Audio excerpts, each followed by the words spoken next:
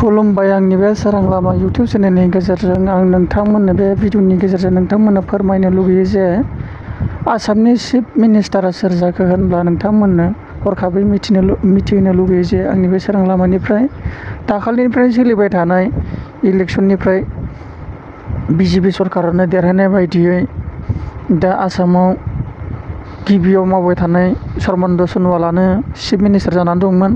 थेवब्लाबो भट होनायनि गेजेराव हेमन्त शर्मायाबो गोबां बुरजा भट मोननायनि गेजेरजों दा दिल्लीयाव मेनि 8 थारिखआव दिल्लीयाव थांनानै हेमन्त शर्मा आरो सर्बानन्द सन'वालमोनखौ हांख्रायहरनानै लिंहरनाय बायदियै सावरायनायनि गेजेरजों दिनै गुवाहाटियाव बिथांमोनखौ फसंथान खालामनो थाखाय थाग थियारि खालामबाय आरो दिनै सानैनि गेजेराव सासेखौ सायख'नानै हेमन्त शर्माखौनो आसामनि चिफ मिनिस्टार खालामनाय जाबाय।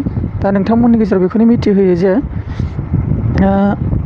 गिबियावबो बिथाङा कंग्रेसनिफ्राय सर्बानन्द सन'वाल बिजेपि सरकारजों थार्म्स जानानै सलायदों आरो दासिमबो सलायगासिनो दं।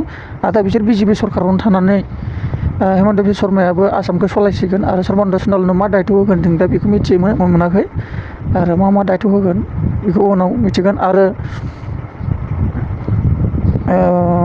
हेमन्त शर्माखौ मोनसे साखि होगोन चिफ मिनिस्टार जानायनि थाखाय।